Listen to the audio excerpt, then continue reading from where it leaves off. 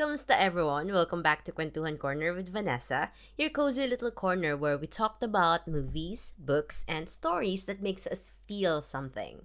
And today's kwento is all about a classic 80s film that I didn't actually grow up watching, but still ended up loving. Let's talk about The Goonies. So here's the thing, I didn't grow up watching The Goonies the way many people did. Unlike Terminator, minus the not so PG bits, or Back to the Future, which I remember watching and loving as a kid. I kept on, every time it's on TV, I would rewatch it again and again. The Goonies came into my life much later. I first saw it in my mid to late 20s, I think, so I never had that nostalgic attachment people usually talked about when they talked about the Goonies. But last night, I rewatched it, and you know what? Even without the childhood attachment, I still found myself enjoying it. So, just in case you are not familiar, the story is super classic. A group of kids stumble upon a treasure map and set off on a wild adventure to save their small town from being sold out. Small town, their house, basically.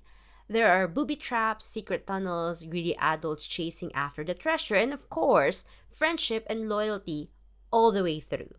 It's very Treasure Island meets Scooby Doo meets 80s magic, and I can totally see why this became such a beloved film.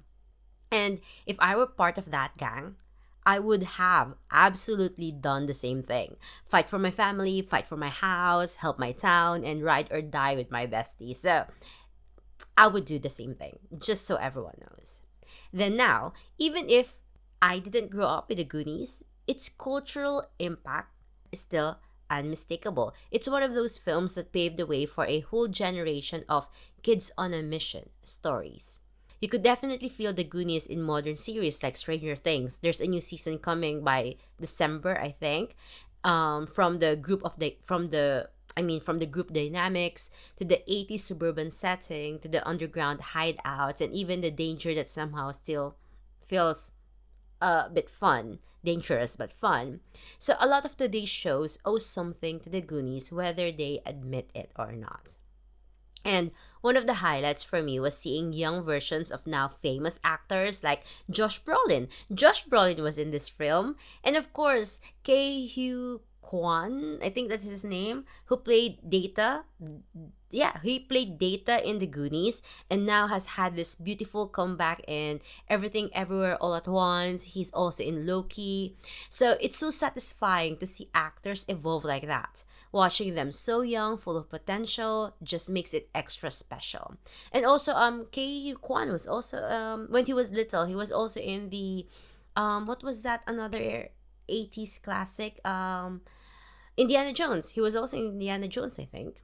Anyway, even though I didn't grow up watching it, I now understand why people love this movie so much. It's one of those feel good family oriented adventure films that you can rewatch over and over again no matter what age you are. And honestly, it made me realize how timeless these kinds of stories are, whether you're a kid discovering it for the first time or an adult like me rewatching it with fresh eyes. The Goonies still hits. So yes, I highly recommend this film, especially if you're a fan of a family adventure, underdog stories, or if you just want something that'll leave you smiling at the end. Watch this, The Goonies. So that's it for today's kwento. The question is now, have you seen The Goonies? And did you grow up with it or did you discover it later, like me? Let me know your thoughts. Message me, comment, or DM me, and let's extend this kwentuhan, this story, exchanges of story. And don't forget to follow Kwentuhan Corner here on Spotify and on YouTube too if you're watching it from there. We've got more film talks, book reactions, and cozy convos coming your way. So once again, kamusta? Thanks for listening to Kwentuhan Corner with Vanessa, and see you on our next kwento.